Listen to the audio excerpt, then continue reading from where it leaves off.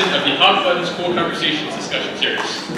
I am co-chair Joel Segal, co-chair of the series, and a board member of the JCC of Greater Boston. And I'm joined by Mark Segal, the president and CEO of JCC Greater Boston. The Hot Button School Conversations discussion series invites distinguished figures to engage in unique exchanges around controversial and difficult subjects. Our panelists are led by expert moderators through respectful and thought-provoking discussions on issues of concern to the Jewish community and beyond. Our program offers an opportunity to consider issues of Jewish identity, culture, spirituality, and meaning. Our hallmark is civil dialogue and conversation. Thanks, Joel. Tonight we present a program that could not be more timely. By the way, what time is it? 7? 9 o'clock? Yeah. Who wrote this? Fiona? Of course. Funding of the border wall at the heart of a partial government shutdown that has lasted now almost 18 days, affecting more than 800,000 federal workers. Democrats and Republicans remain deeply divided over this country's immigration crisis. The administration is demanding more than $5 billion to build a new wall along the U.S.-Mexico border. The wall was one of the tenets of this administration's emphasis on security first. Other measures, including the travel ban and pledges to deport millions of undocumented immigrants, all raise questions on how to balance keeping America safe from terrorism while still being a nation of immigrants. That leads us to our panel this evening, the immigration debate, balancing security and compassion. And now, Joel, a few words about our panel. On our panel this evening, we are pleased to welcome Matthew Segal. Mr. Segal has been legal director of the ACLU of Massachusetts since 2012, leading a team of civil rights lawyers, and he has litigated cases that halted the Muslim ban and overturned more than 20,000 wrongful convictions. Previously, as an assistant federal defender, round of applause. Previously, as an assistant federal defender, Matt argued a case that led to hundreds of exonerations and resentencings. Thank you for joining us. Rodrigo Saavendra is a DACA recipient and has been a community organizer for more than 7 years. After graduating from Clark University, he worked for Cosecha, a movement fighting for immigrant rights. He now serves as the Memory Program Director at the IME Institute. Thank you for joining us this evening. There is no booing throughout this entire conversation. This is a civil conversation, so please withdraw from any booing or hissing or anything along those lines. Jessica Vaughan serves as Director of Policy Studies for the Center of Immigration Studies, a Washington, D.C. based immigration research institute. An expert on immigration policy and operations, Ms. Vaughan educates policymakers and agencies on immigration topics. Thank you for joining us.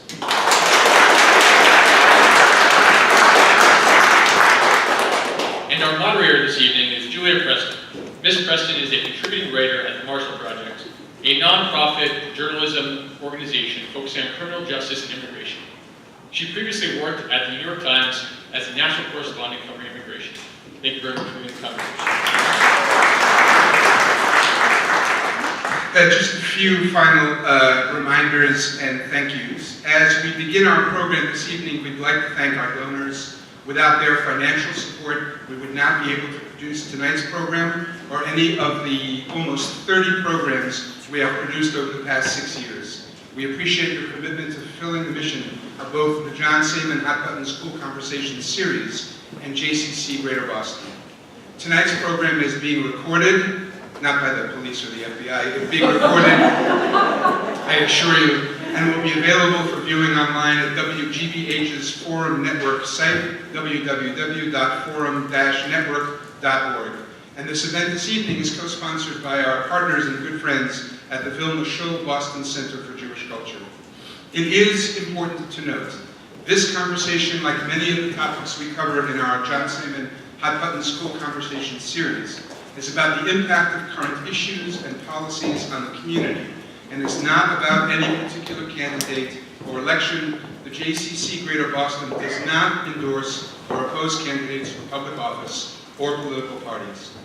Jonathan Segal my friend, and teacher, for whom this series is named, was a leader who had the unique ability to get people from different sides of an issue to sit together and to listen to each other respectfully. In this spirit, we ask you, our audience, to please be respectful of all thoughts and opinions shared by our panelists. This is not a Red Sox, Yankees, or Patriots, Chargers game. As Joel said, booing, cheering, and applauding ideas is not appropriate, will not be tolerated. Thank you. Finally, before our panel wraps up this evening, we will of course be taking questions from our audience members, and thank you all for being here. As is our practice, if you would like to ask a question to our panelists, please write it on the index card that was handed to you when you arrived, and write out that question at any time. We will collect the cards after the formal panel concludes and get through as many of your questions as our time permits. With all that having been said, thanking all of you again from our panel and our audience for being here, we'd like to turn things now over to our moderator, Julia Preston. So I think we can be very grateful to the JCC of Greater Boston for the remarkable prescience that they organized this panel on immigration on the very evening that the President of the United States is going to make an address to the nation. We're going to try and wrap up the program on time so that those people who are interested in seeing the President can do that. What's remarkable, I think, about the impasse between the President of the United States and the newly empowered Democrats on Capitol Hill, an impasse which has forced some 800,000 federal workers to go without pay during a holiday season, is that the actual policy differences between the White House and Republicans and Democrats on border security are not all that great. The recently departed White House Chief of Staff, retired General John Kelly, told the Los Angeles Times in December, to be honest, it's not a wall. Kelly said Homeland Security officials had long since given up on plans for a concrete wall, and were looking at variations of fences and bollards and other barriers appropriate to the changing terrain of the border. Trump himself has acknowledged that agents patrolling the border reject concrete walls, favoring tall fences with slats because they can't see through concrete to observe dangers on the Mexican side. Last February, Democrats offered President Trump $25 billion, 5 times his current request, for a border security package, including some wall construction, in exchange for a pathway to citizenship for young immigrants known as Dreamers. The President spurned that proposal. Today, Republicans and Democrats could very likely agree on measures that included more funding for agents and equipment to fortify the ports of entry, for example, more helicopters, drones, sensors, and other surveillance technology, more anti-narcotics intelligence capability. Instead, here we are, with a stunning irony.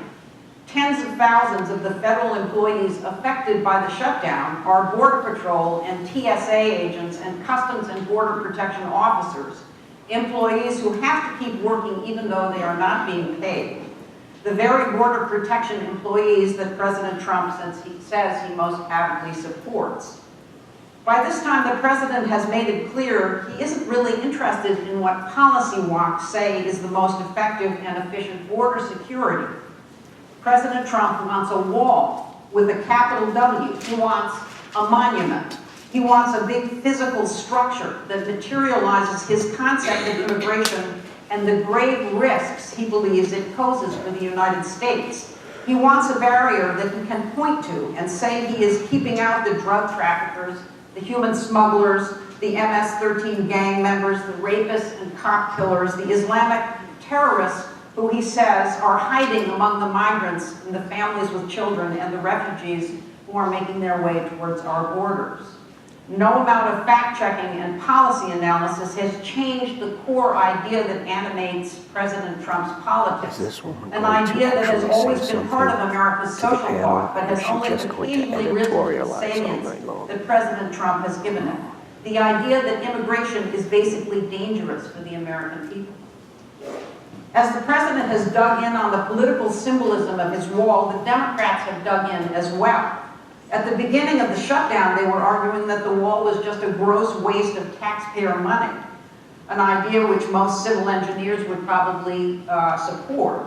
But now Speaker Pelosi, as she rejects any consideration of border security funding until the government reopens, is articulating a much broader counterview, a defense of immigration. A wall is an immorality, she says. It's not who we are as a nation. Meanwhile, there is actually an expanding crisis at the border with Mexico. But it's not a crisis that a border wall can fix, now or in the future. This is the crisis in our immigration system, which is failing on many fronts. At the Mexican border, a surge of families from Central America, many running for their lives from barbarous gangs and turf-warring narcos, has placed a crushing overload on the asylum system and the immigration courts. Last year, asylum claims increased by 67% over 2017 in 1 year alone. At least 786,000 cases are backed up in the immigration courts. 786,000 cases. United States law says that migrants can ask for asylum if they are on American soil. But underfunded courts and an underdeveloped and dysfunctional legal system have not been able to keep pace with the generous principles of our asylum statutes.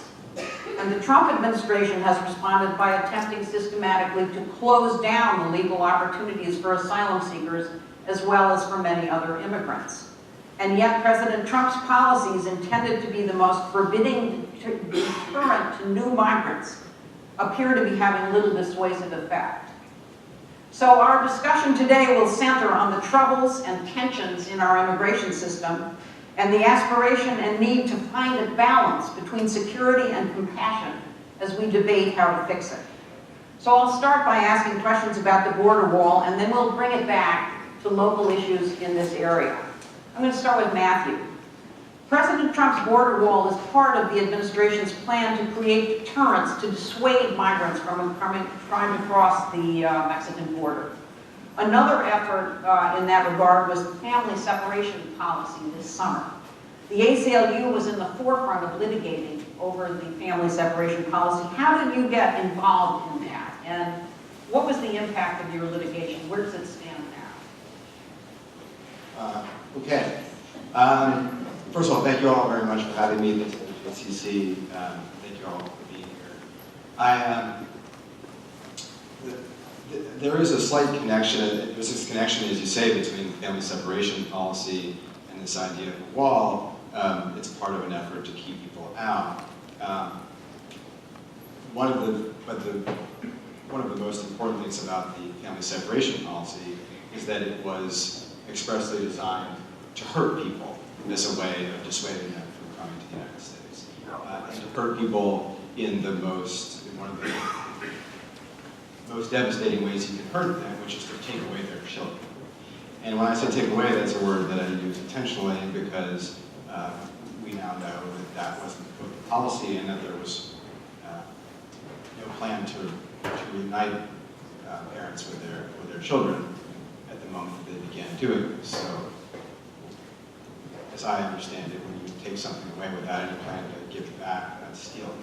So we're talking about stealing people, stealing kids. And this was an issue that was litigated by the National ACLU, so my colleagues in New York learned about this. They learned about a Congolese woman who'd been separated from her daughter as part of this policy, and they began to get into it more and more. And they traveled and met with her, and then they filed a lawsuit. This became a class action lawsuit to stop this policy. Just to be clear about that, so that lawsuit was filed actually many months prior to the big events surrounding family separation.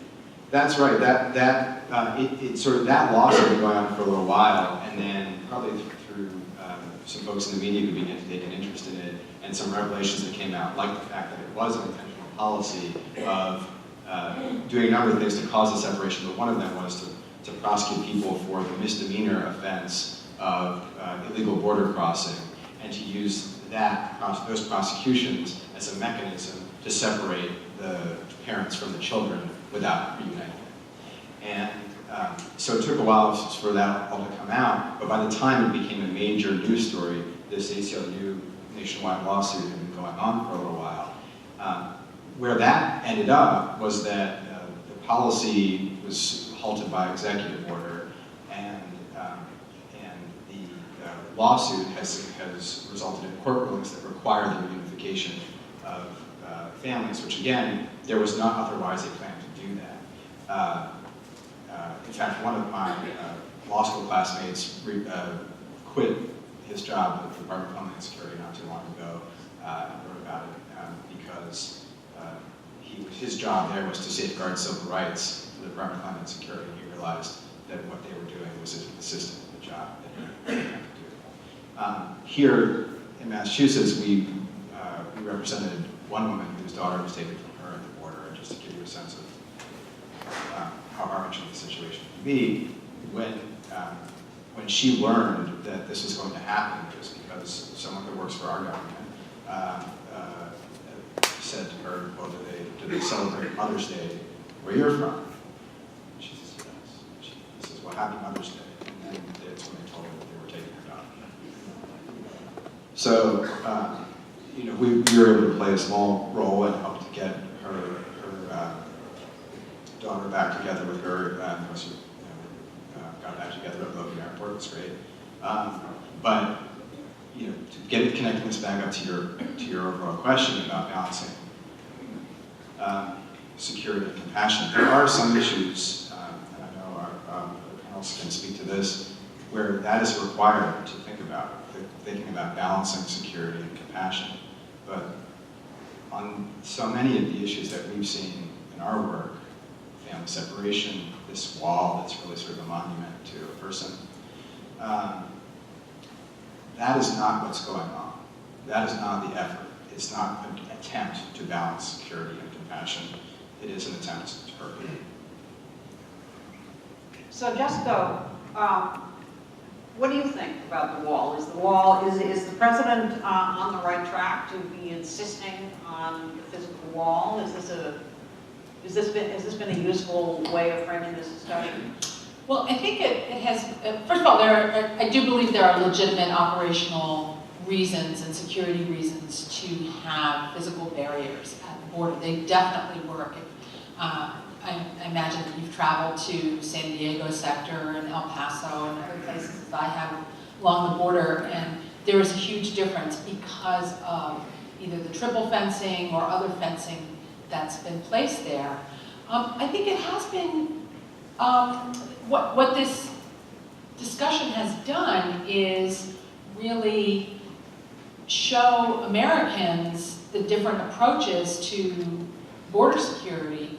Although I tend to agree with you that, well, certainly we know from past experience that even many of the folks in Congress who are opposing providing President Trump with the $5 billion for the wall that he's asking for have supported these projects in the past. But for political reasons now have decided that they're not going to. And this debate is happening over a spending proposal, which is small in the context of the entire federal budget, even the Department of Homeland Security budget, but it's like a proxy for the immigration issue in general. And there is a great divide now among our political leaders, especially in Congress, over how to approach the issue. And everybody's decided to make a stand on this issue. The president, yeah, we need the wall, the president's right, he should go for that money. But it's not a silver bullet by any stretch of the imagination. There are so many other problems that need to be dealt with as well. The asylum system is one. I think, and I've seen a shift in the president's approach to this just over the last week, because he's now not talking about just funding for the wall. He's put together a proposal for funding through these negotiations that includes funds to take care of this huge influx of migrants coming with children because of the catch and release policies. He's asking for more border agents and ICE agents.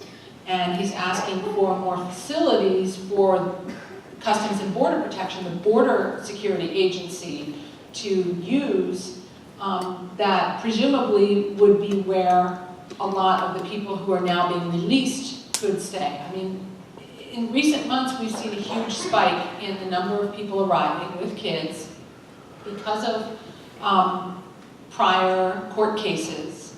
The government can't detain them. Most of the ones who are asking for asylum don't actually end up requesting asylum. We lose track of them because they're released into the country. So this is unsustainable, so that's why those pieces are equally important. But ultimately, the reason people are coming here is to have the opportunity to work. So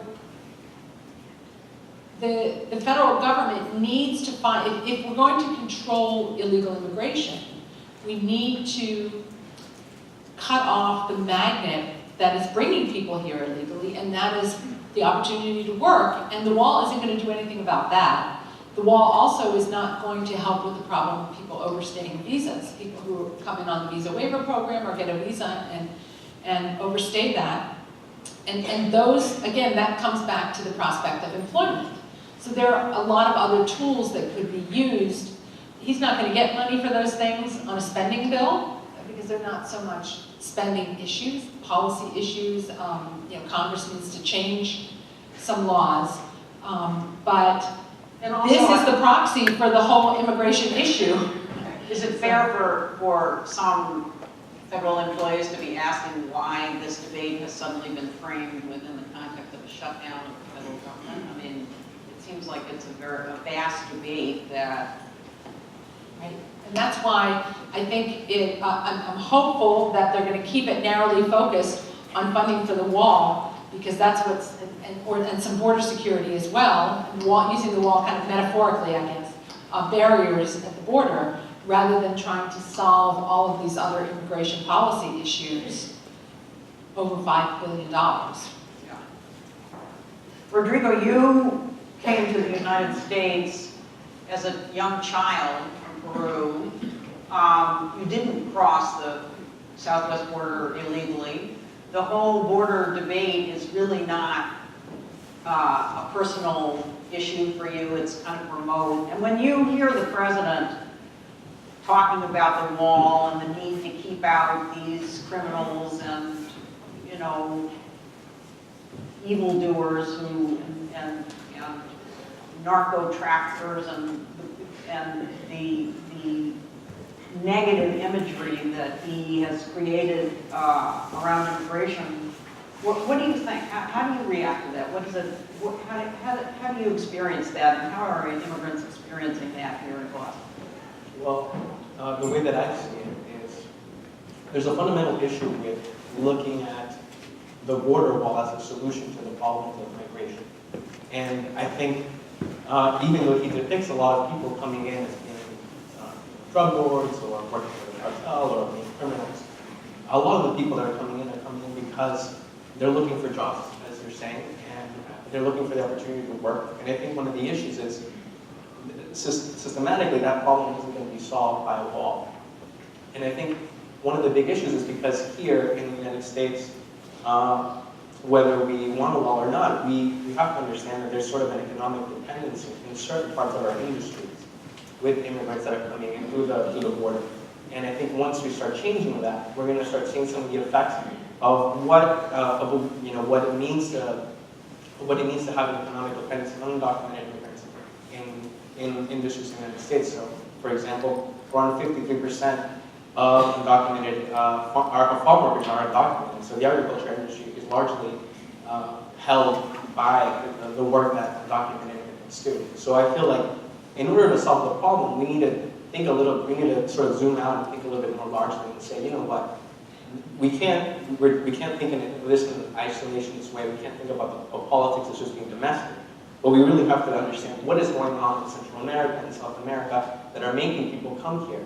So if it's possible to address some of the grievances that have occurred in some of the countries in the past, whether through U.S. intervention in Guatemala and Honduras, when they were trying to essentially work themselves into being maybe something that the United States doesn't want to be. But I think what ended up happening very recently is that there's been a lot of poverty in these places, and that creates a lot of vulnerable people. That's going to create a lot of people that are going to take a chance to go somewhere where they feel like they could have an economic opportunity for themselves and for their children.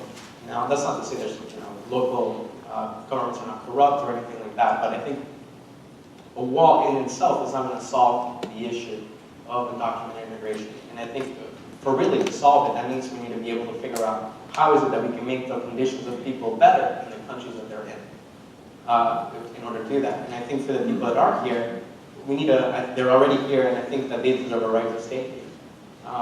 Because I feel like a large majority has been contributing to the U.S. economy in order to support many different things. I know here in Massachusetts specifically, the hospitality industry is, I think, supported maybe around 50% by undocumented immigrants. So I think we need to start figuring out what are the ways that we can support people here. And I think our reaction to that immigrant wall, to the wall, is something that is generally something that we've been experiencing for a long time.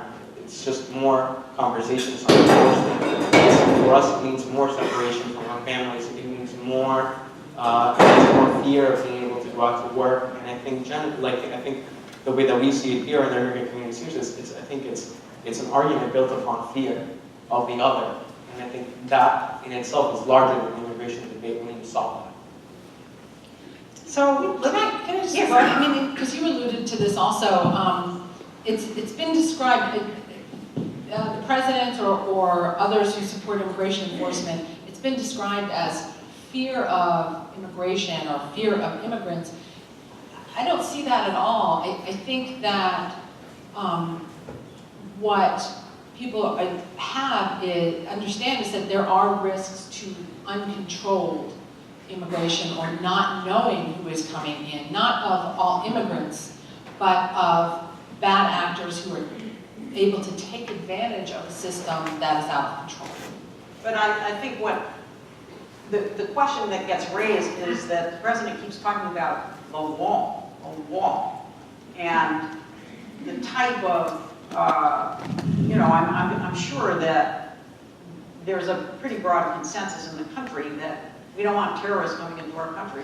There are kinds of people that we don't want coming into the country, but the solution that the president is proposing seems so out of line with the population that he's describing that I think that might be what creates. What do you think about that? Yeah, I think the way the argument is set up is, you're letting bad hombres in.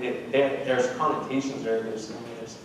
There's certain parts of what Trump is saying that have a certain sense of racism, or in other ways attempts to stigmatize a large portion of people that are coming here for economic reasons as being part of this whole thing. And I agree that there needs to be a more orderly way that we organize the flow of immigration.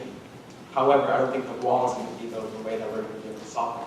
Well, certainly breaching the barriers that do exist in, say, San Diego sector, south of San Diego, near San Isidro, where people were climbing over the barriers that are clearly obsolete, that they were able to breach in order to try to enter the country illegally. And to me, that's a very apt illustration of why these barriers that we have there need to be upgraded and replaced, and that they do serve an operational value. So it's not the ultimate solution to border security, but it is one tool that works and we need more of. So maybe we can move away from the border and talk a little bit about a population that's been coming to this part of the world for a long time, in particular, which are the refugee population. And Robert Bowers, who was the accused shooter in the killings in the synagogue in Pittsburgh, singled out HIAS, the Jewish Refugee Aid Organization, as a particular target of his hatred. He said, HIAS likes to bring invaders that kill our people. That was a social media post that he wrote just before the attack. President Trump started his term with a broad ban on travel from mainly Muslim countries, suspending the refugee program and banning travel from certain countries. He described the refugee program at that time as a kind of a sieve for terrorists, that there were really very insufficient vetting practices in the refugee programs. After, as we know, after repeated rejections by the federal courts, the administration whittled down and revised the travel restrictions until they did survive review by the Supreme Court. So, Matthew, this question would go for you. You were engaged early on in the travel ban litigation, and I'm wondering, you know, how you, looking back on that, how you see the impact of that litigation and how you think that the administration's way of framing the refugee process of coming to the United States has impacted public perceptions about refugees. Sure. So maybe I'll talk a little about the travel ban and then sort of connect that up to the refugee question. Yeah. So in an evening in January 2017, I was having dinners with my family and got a call that there were some people being held at Logan Airport with the travel ban, and got on the computer and rattled off a complaint with the help of the National ACLU and some other folks, and you know, and then we were having a court hearing in the middle of the night, which ended around 2 o'clock in the morning on Saturday, Sunday morning, getting a temporary order to halt the travel ban. And you know, one of the things that was about chaos, right? I mean, the people that on whose behalf we filed that lawsuit, I'm not sure of the exact timing, but either they or people like them were banned mid-air, right? And they were banned based on, you know, the president's dislike of Muslim countries and the people in them. That's not true. The president, that's not my explanation, that's the president's explanation of what he was doing. And then what happened after a series of defeats in court was that there was a new travel ban that was issued and another travel ban. And the effect of that was to sort of launder the president's intent so that it became more tenable for the administration's lawyers to say in court that this was not a Muslim ban, but rather something that had something to do with national security. And I think the way that connects to what is going on is in a couple ways. You know, we're kind of we're all kind of boxed in to some extent by the president. The president gets to set, has enormous power. The president has enormous power to set the agenda. We're here talking about wall, and I just met Jessica, but I'm guessing that we don't, you know, see necessarily eye to eye on all policies. But I think what we probably do see eye to eye on is that, you know, months ago, we had one thing we were going to talk about in immigration that we thought might or might not be worth shutting the entire federal government down. I wouldn't have said the wall. I bet you would have said it. And, you know, and I think that what has gone on since then is the president has gone from a sort of series of manufactured crisis to manufactured crisis, because that's what he's good at. He's good at driving attention to whatever it is he wants to talk about, and as president, he can do that. I think that, and that's been true of the refugees. And I think that there's not, I mean, I've never seen a lick of evidence to support the idea that refugees are coming into this country, that this country is saving, you know, that they view as saving them from potential death where they are, and that they come in and are angry with this country. That hasn't been my experience down with refugees, and I was able to deal with some during the travel ban. My experience with them is that they're enormously grateful when they get here. And what I want to say is that the president's false state claims about the people he deemed dangerous matter. They matter because they influence the debate that people have to have. They matter sometimes because they influence people's lives. One of the things I have to do as an ACL lawyer is that, you know, I represent people on free speech cases. I represent people who say really awful things sometimes because they have a right to say it. And so, speaking as an ACLU lawyer, the president is out there making bizarre claims about refugees. That may be something that's within his First Amendment rights to do. Now, well, let me ask you a question. Is it fair to associate the negative views that the president has expressed about refugees with the actions of this shooter in Pittsburgh? Well, I'm going to have to answer that question just for me after you say it. So here's what I'll say. The reason why we value free speech in this country is not because speech has no effect on what people do. It's not because no one is ever persuaded by what they hear. We value speech so much in this country because people are persuaded, because people do things in response to what they hear. If you're the President of the United States, your speech may matter more than anyone's. So, he may well have the First Amendment right to say those things. But would the people in Pittsburgh be alive today if he hadn't? Yeah, maybe. Jessica, I want to put the same question to you. So there's been a dramatic cutback in the refugee program. There's been a fair amount of rhetoric of suspicion coming from the president about the potential for the refugee program to be a conduit for terrorists. Is it fair to associate the president's views on the refugee program with the actions of this shooter in Pittsburgh? Well, I don't know. I don't know what was going on in the mind of that shooter. I don't think it was policy-driven, what he did. I think clearly there was evil working in his soul to commit a crime, a horrible attack like that. But I think, I do think a lot of people need to dial their expression of their views back, and including the president, but a lot of people on both sides of this issue need to think more about what they're saying and how they're saying it, and be more respectful in conversation. Certainly present company excluded, but I do think that there has been a degradation in the discussion around the immigration issue, and that people are too quick to impugn the motives of others. Have you experienced this? Absolutely, all the time. Yeah. I mean, can you talk a little bit? Sure. I mean, I've had to sit and be verbally abused by members of Congress, saying horrible things to me because they disagreed with me, and they disagreed with the testimony that I was asked to come present. Certainly the president needs to, I think, temper his words a bit, and has expressed things in a very unfortunate way. And I think that when our leaders speak in those terms, it does give, it kind of loosens everyone's thoughts about, it kind of makes it okay for others to speak in those terms. And I do think that it's a problem now, that it's difficult to have a conversation like this in a respectful way in many situations, and that people have taken it too far.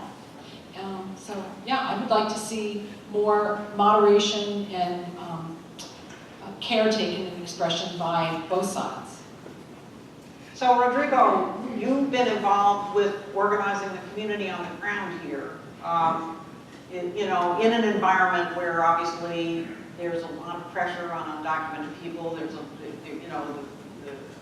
administration has really raised the volume on questioning of why are you here? Why did you break the law? Why should you have any right to be in this country? And so I guess you've done quite a bit of organizing with undocumented people, right? And immigrants in general. So what's the mood? Well, What's the mood, and what do you, what's the purpose of your organizing? Yes, so I think we need to look at, if we were to look at the immigrant movement cycles, right now we're sort of in winter, in the sense that, and that winter really started when we had a change of administration, and the fall prior to that was when DAPA had passed, but had lost in the courts. So DAPA would allow the parents, undocumented parents of children born here that have legal status to be able to stay in this country. I don't know if there's anything you want to chime in that I might have missed, but that's generally the Is that enough explanation? People know a little bit about what the DACA program was. It was an expansion of the DACA program that would have included parents as well. Yeah, and I think now that we're in the winter, really in the immigrant rights movement, what we're trying to do is figure out how is it that we can plant the seeds for what might be the next spring of the immigrant rights movement. And to give some context to that, that means that right now, in many ways, we're sort of in survival mode. We're trying to figure out how is it that we can respond rapidly to deportation or detention, hearings or things or rumors that are happening in the community, someone's been detained, and try to figure out, figure out who's maybe a member of that family, who's a friend, how can we reach this person? Can we raise money to get them to pay the bond? Can we get them released? Those are the sort of questions that we're trying to figure out in terms of the tensions that are going on. But if we're thinking about more strategically speaking, what is the movement doing? We have sort of two main strategies that we're trying to figure out. In red states, it's trying to reduce the amount of dialogue or the cooperation between local enforcement and ICE. And with blue states, the work is more things like license campaigns, driver license campaigns, so that we can try to stop some of the main ways that undocumented immigrants get stopped by ICE and that get detained and join that process, which is giving them a license so that when they're driving, giving them an ID so that they don't get detained for that reason. And that's sort of been the way that we've been trying to manage the situation for that. But yeah, I think at this point in time, there's a lot of people, myself having DACA, there's a lot of people that are younger that don't have DACA, that haven't benefited from it. I think just like when Obama was elected, there was a huge, there was the mega marches in 2005, fighting for immigrant rights. That was sort of the spring period of that time. And I think at this point we're trying to reach that as well by planting seeds. And a lot of people, young immigrants, a lot of parents are trying to be, becoming activated and trying to work and trying to join local immigrant organizations so that they can do something, maybe not now, but in the future. I meant to ask you earlier one question about the wall, which is that there has been some discussion over the past year in Washington about a deal that would essentially provide a certain amount of border security funding, including, wall funds, in exchange for a path to citizenship or some kind of more permanent legal status for people like you who have DACA. Do you think would you go for that deal?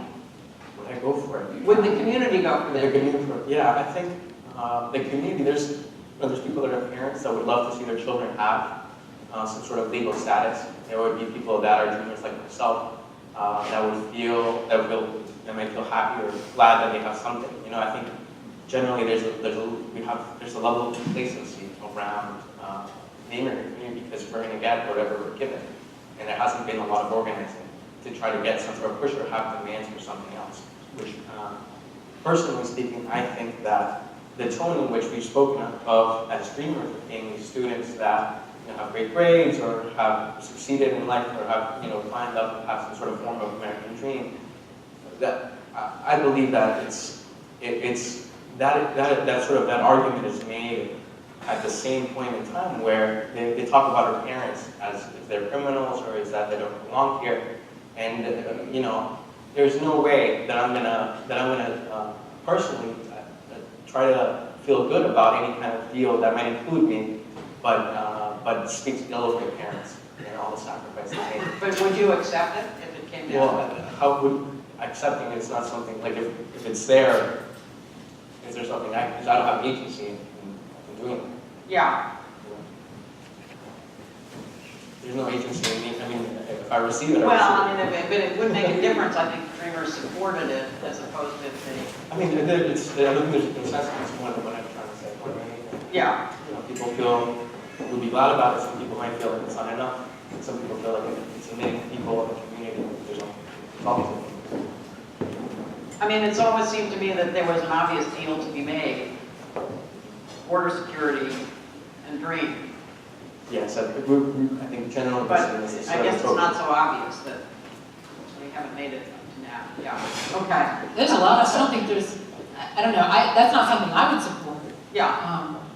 Because I mean, we know from past experience that when there's this grand bargain for amnesty in exchange for the promise of enforcement, the amnesty happens immediately, and the government does not ever make good on the enforcement piece of it. That's what happened in 1986 with the big amnesty, and I think that experience is what has made that particular proposal impossible for most Republicans, for example, to accept in Congress.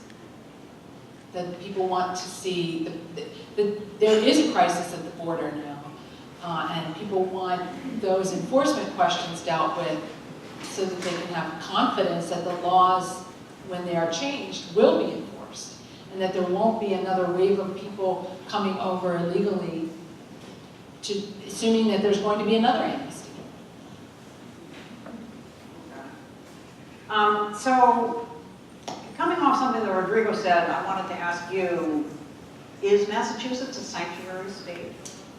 Well, it is now. It has a court-imposed sanctuary policy. The Supreme Judicial Court of the state did what the legislature never wanted to do and didn't dare do, and has imposed a policy on local law enforcement agencies prohibiting them from holding individuals in custody that when ICE has issued a detainer and or a warrant of deportation. They've simply, the court has stripped local law enforcement agencies of that authority to cooperate with ICE. And the result is that when that's people who represent a very small fraction of the immigrant population are arrested, and when ICE learns of them through the Secure Communities program, the fingerprint sharing that goes on, if ICE asks a local law enforcement agency to hold that individual so that they can be picked up, because they may bond out on local charges, most of them do. I mean, you'd be surprised at the offenses that people can bond out on in Massachusetts, sometimes very serious charges, including sexual assault. Individuals are released instead of held for ICE, even if it's someone who's been deported before, someone that they know is in the country illegally, someone who is has committed or is charged with very serious crime. They get released back into the community, and ICE has to then go out and try to find them. And ICE is in a position of having, instead of being able to arrest someone who may be a danger to the public, or at least is subject to immigration enforcement, that they've got to, instead of doing that in a secure place, the jail, they now have to go out to people's neighborhoods. They need to send out a team of people to figure out where these people are, when they can be arrested, often in their dwelling, on the street, at a courthouse. That's the very kind of enforcement that immigrant advocates say is frightening to the community, and I agree, it is. And it's also more dangerous for ICE agents, but it's what ICE has to do now to do its job, because a jail or a local police department or even a courthouse, people cannot be held there for ICE. And the result is, they're getting half of the people, half of the warrants and detainers that ICE is issuing are, they're simply not able to get custody of these people. And these are people who've been arrested. This is not broken taillights. It's people who've been arrested for state and local crimes who are back in the community, often reoffending. Half of them are going to reoffend, and it's unnecessary. So you've had some litigation, I think, for people who've been arrested by ICE at courthouses. So maybe you can respond to that. Does it feel like this, Massachusetts feel like a sanctuary state to you? Not particularly, no. And I don't. But I mean, more importantly, I don't think it feels like a sanctuary for our clients who have their rights violated. Let me take a step back.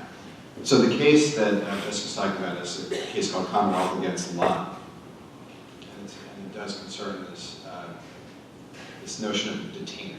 So what's a detainer? A detainer, as Jessica said, is a request by one law enforcement agency to hold on to someone.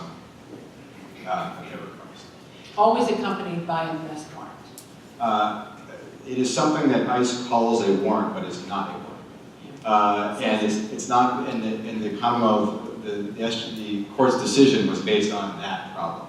Normally, what happens when somebody is arrested or in Massachusetts or is convicted of a crime, they're jailed and then they either post bail or they don't, or they're sentenced to serve time in prison, and then at the end of that, they get out. So the question, so what a detainer is, it's a request to a state or local authority that says that person that you're required by law to release because they posted bond or because their sentence is over, we want you to hold that person for another 48 hours. Up to another 48 hours. And the problem with that, the court said, is that Massachusetts law enforcement doesn't have the authority to just hold people at the request of another law enforcement agency. This is not, Massachusetts is not the first state No, that's had this is because... Oregon, there have been cases. This is But because... ICE is the only agency that they do it to. Well, I can guarantee you if any other agency said, hey, could you hold somebody for us based on no law whatsoever, they would Based also on tell them probable that. cause, Wait, they give you Jessica, the probable let- cause under the law. That is an argument that was made to the SJC and was rejected. These are not probable cause warrants. If they were, the arrest could be made. So that is the basis for the holding. Massachusetts law enforcement can't just hold on to someone and jail them at the request of law enforcement without a legal basis to do it. Now, I should say, that raises the question, well, what happens now? Okay? And I agree that this is an area where safety is a question. And we have cases on this. And in one of those cases, a federal a witness who we deposed said, notwithstanding this, generally speaking, because of other tools at their disposal, the federal government knows in advance when someone's going to get released, and generally speaking, can pick them up without the detainer. And that is generally speaking what happens. That's according to the federal government's own testimony in our case. I was actually in court also when a lawyer for ICE stood up and said that 90-something% of the time they can get them anyway. They don't need the detainer. So that is what's happening now, is they have to get them before this period of time is extended. But there are consequences for people's safety. As Jessica says, one of the things that the federal government is doing, seemingly in retaliation for the Lund decision, which they don't like, is they're stepping up enforcement in courthouses. What happens when you go to courthouses and you wait for people there and you arrest them? People are afraid to go to court. What happens when people are afraid to go to court? Well, if they're a domestic violence survivor, maybe you don't seek a restraining order. If you're a witness to a crime, maybe you don't show up. If you're a defendant charged with a crime which you're innocent, maybe you don't show up. Do you have a case about this? So we have a case, and this goes to a point that Rodrigo is making. We have a case where an undocumented person was charged with a driving offense. This is the most common thing we see, is driving offenses, because people don't have licenses. So he was charged with driving under the influence. He said he was innocent. Shows up to court, and after his first hearing, he's arrested in the court parking lot by ICE on his way out. He's taken into ICE detention. He gets a bond hearing, which is a request to be released while he fights his immigration case. He was told, no, you can't be released, and the reason you can't be released is you have an open case in which you've been charged with driving drunk. And he says, well, I didn't do that, and I would like to go fight that case. And they say, well, you can't because you're in ICE detention. So he was locked up in ICE detention on account of having an open criminal case in Massachusetts, which he couldn't fight because he was in ICE detention. But that's because ICE knows they're not getting that person back. Just like they don't get the rapists back, just like they don't get the drug traffickers back, and all these other people who have committed these crimes and are allowed to walk out of the courthouse or the jailhouse or the police station when U.S. immigration law gives ICE the authority and says they're allowed to do their job by issuing a detainer and a warrant of arrest. And a judge in Massachusetts decided to nullify federal law. I don't see it that way, but I will say this. I mean, ICE may have a reasonable concern that if they let someone go, will they get them back? Okay? But there are ways around this other than putting someone in a catch-22. We filed 2 lawsuits on this very question, most recent one for this man who was held in ICE detention. We had to go to federal court, we filed a lawsuit, said, transport this guy to state court, and then you can have him back. Let him fight his case. Okay? So we filed that case. No sooner we filed it, they agreed to let him go to state court. He went to state court, had a trial, and won. Because he is not guilty. That's what state courts are for, to actually try your case. And then ICE took it back. And he went back into ICE custody, and he had a new bond hearing, and he says, remember that reason why you were holding me? That open case? I won it. And he got posted bond, he was home for the holidays. So I agree that there are serious security questions, serious law enforcement questions that we have to answer here. But lawlessness isn't the answer. And what we've seen from ICE, more often than not, has been a disregard for the laws, the very laws that they purport to have others care about. So we're just about at 8:30, and it seems like this is a good moment maybe to take some questions from the audience, since we've had a good and lively discussion. If we could just bring up the lights a little bit, we'll have Rachel and Amy go around and collect some. Hopefully there'll be a question that you can. Oh, there we are.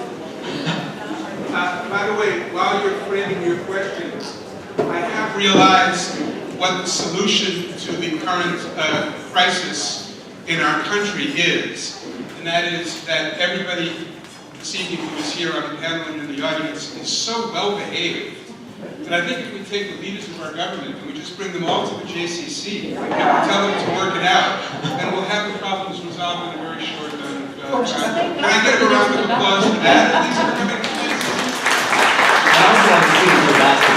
And also maybe a basketball court for swim. This is called filler while we're collecting the questions. Thank you, Amy. Okay, great. Great, Julia, we'll leave it up to you to filter through them and pose them to our panel. Oh, well, this is the, yeah. So the first question is, should legal immigration be dialed down to protect low or unskilled American workers? Jessica, what do you want to make sure of that? Yes, I believe our current immigration levels are higher than is in our national interest, and so high that it is causing real problems for some people in our community who are being displaced from job opportunities, who are seeing their wages depressed.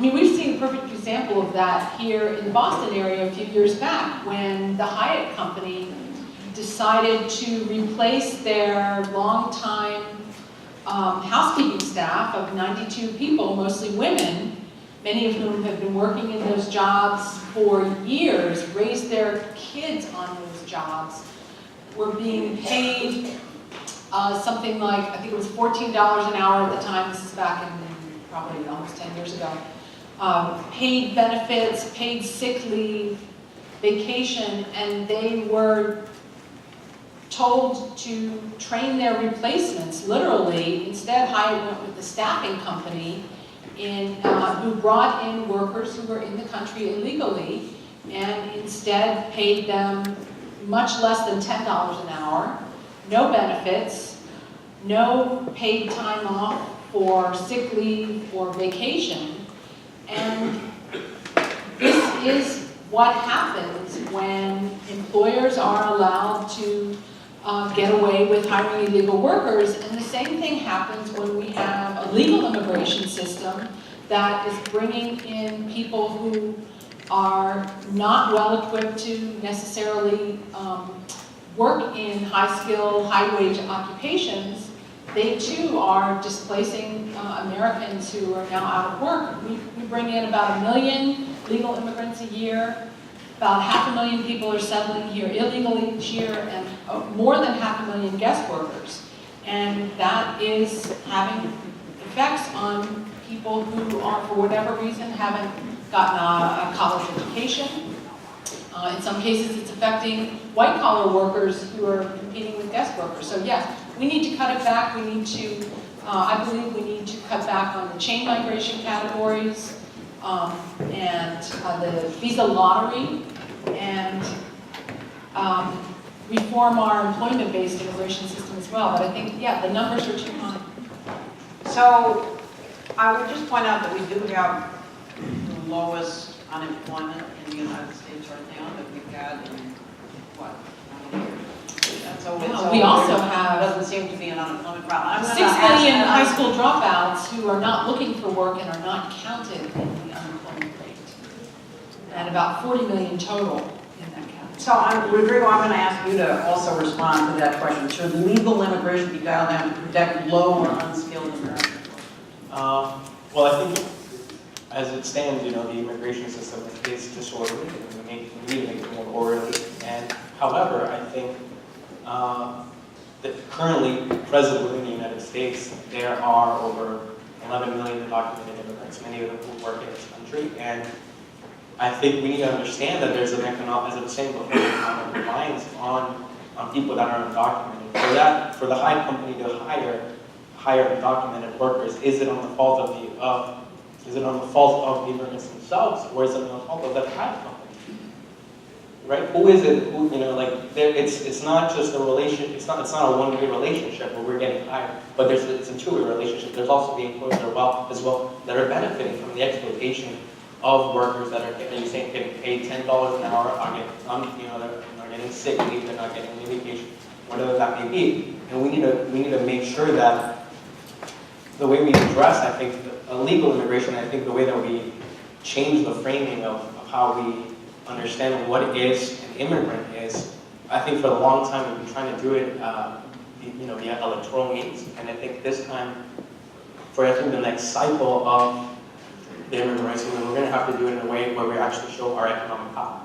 And I think that means, what would it look like if undocumented immigrants or immigrants that support undocumented immigrants, what if they strike, but they have an opportunity to actually show the economic dependency that that this country has on immigrants? I think that's something that we're going to have to try to resolve.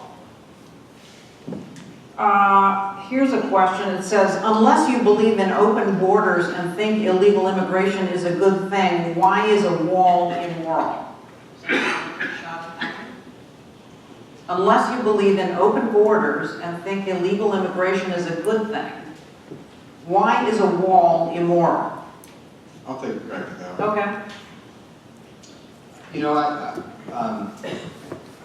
I guess there's no beginning of that question that could make me think that building a monument to Donald Trump at our southern border is a good idea. And so that's what that is. I mean, I think that the subtext for every debate that we've seen and the reason why it's been such a difficult task to overcome, at least one reason seems to be that this is no one's first choice of how to deal with immigration. And there are not terrorists rushing through the border. The San Isidro Port of Entry may have some problems, but like that is not creating a crisis in America. So our president's fixated on this idea of the wall. I'd also say that, and that's, that is the problem, fixation. And fixation comes as born of this scapegoat.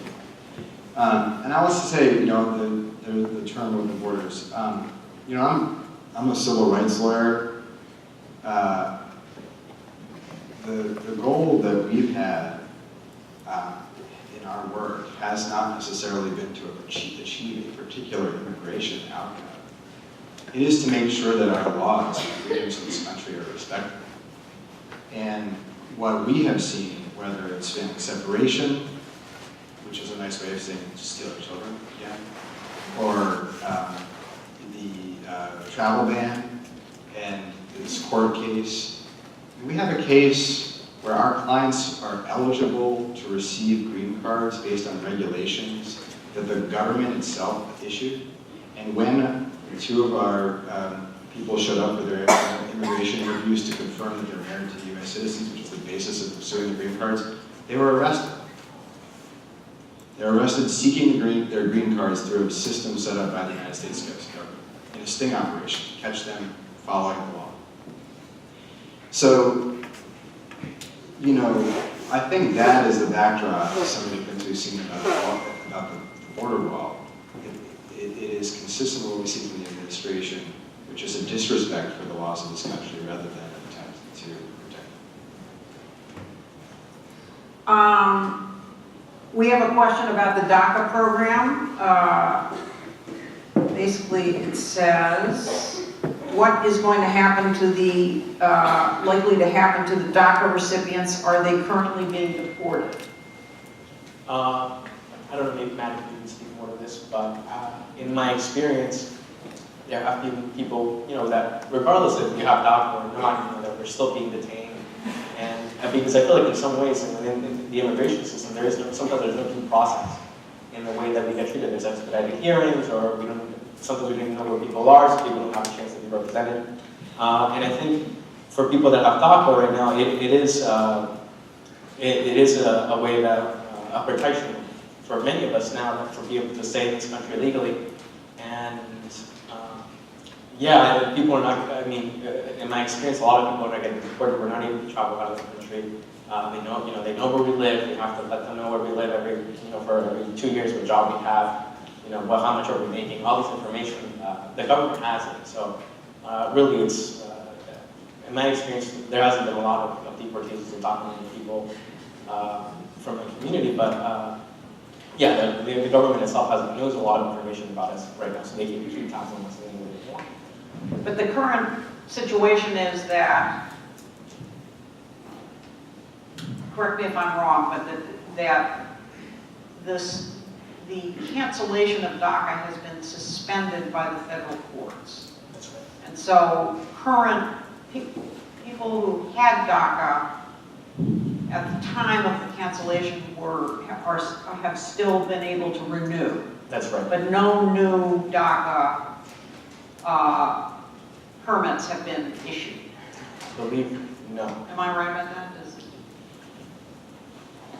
I think so. I'm trying to think of people who are aging into the program. I don't think. No, they- it had to they ride not. before. Is that Potentially, the people who before? are too young to have DACA at the time are now vulnerable to, they're out of status. They could technically be deported. That's right. Yeah. So yeah, when we Although I don't know of any cases where that's happened, I haven't heard. unless they have become a priority for some other reason. Yeah. Yeah, when Obama announced that it was in 2012, you had to be in president of the country, and I believe for around 5 years prior to that, you had to be in the country as well. So if you didn't fit that, and you had to be below, I think, the age of 30. So if you didn't fit that, those categories, you're not allowed to be to have that. And I believe now we're not able to apply, or new people are not able to apply, and really that's because. The reason why it happened is because I believe Trump wanted an expedited hearing for DACA in the Supreme Court. However, that was denied, so now it has to go through the whole Right. system. Heading for the Supreme Court. Yeah. So here's a question. The U.S. is the major industrialized nation with the greatest per capita greenhouse emissions and resource use generally. Global warming is projected to shrink the U.S.'s carrying capacity, drying out the climate throughout much of the country. Under such conditions, does it make sense for the U.S. to continue to allow immigration at the rate of nearly 1 New York State per decade? So we have an environmental argument for less immigration. Anyone? Well, more than 70% of our population growth is immigration generated. So that is, immigration is the major driving force behind population growth, and population growth is driving crowding, sprawl, housing shortages, and so on, and along with other things, of course, as well. If we were to moderate immigration, then the growth of the U.S. population certainly would level off over time, and that would make it easier to deal with natural resource shortages, sprawl, crowding, and all of these environmental concerns that are exacerbated by population growth. Okay. Yeah. So I understand, with respect to the questioner, it does sound like the question is sort of, can the Titanic be saved by moving the deck chair? you know, I accept the premise of the question that that we're in a climate crisis, but I'm not sure that that the solution to it is going to be, you know, keeping more people in Guatemala. And so, you know, my hope would be partly that, you know, maybe there will be children of immigrants who will work, you know, in this country to help solve this crisis, the climate. But also, you know, if that is the, you know, again, we're about to hear a nationalized speech by the President of the United States. I accept the premise of the question as true. In the midst of a climate crisis that is threatening people all over the earth. And the subject of the nationally televised speech tonight is going to be whether we build a wall in between, you know, Mexico and the United States. And I would think that the President's attention could be better spent on the actual crisis that is the subject of this question, and not, you know, this monument he wants to build.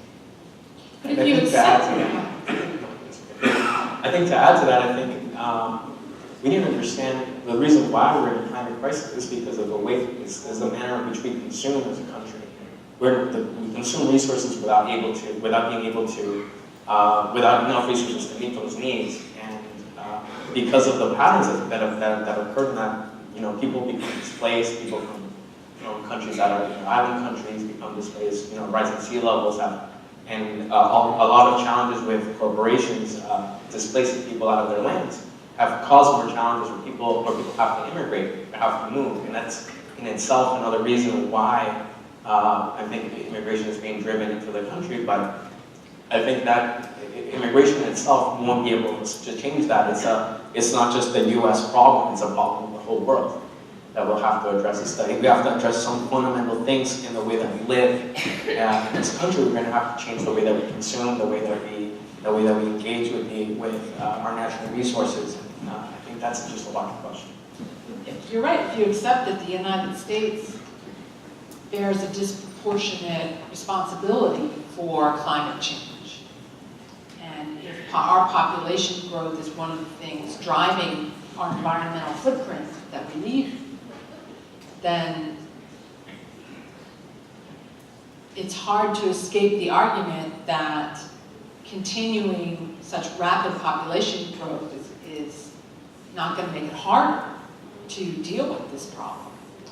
Alternatively, people are having less children, and I think time could be better spent protecting the rainforest of the Amazon, or it could be spent building and creating different jobs that could create more, solar panels, windmills, things like that could support, cleaner air. I think that's we need to focus on what's right. I think that's just immigration itself is solving the problem. So this question says, I'm here for Matthew Denise, who couldn't be here tonight. He was killed by an illegal alien. Do you think that Matthew's civil rights were violated by a government that chooses not to enforce its laws?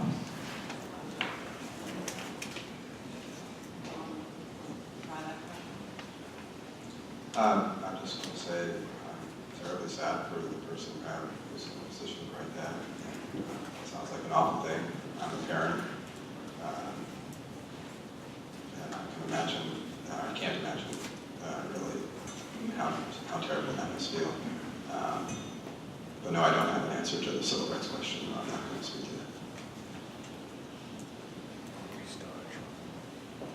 that. This is the thing, there is a human cost sometimes to our failure to enforce our immigration laws.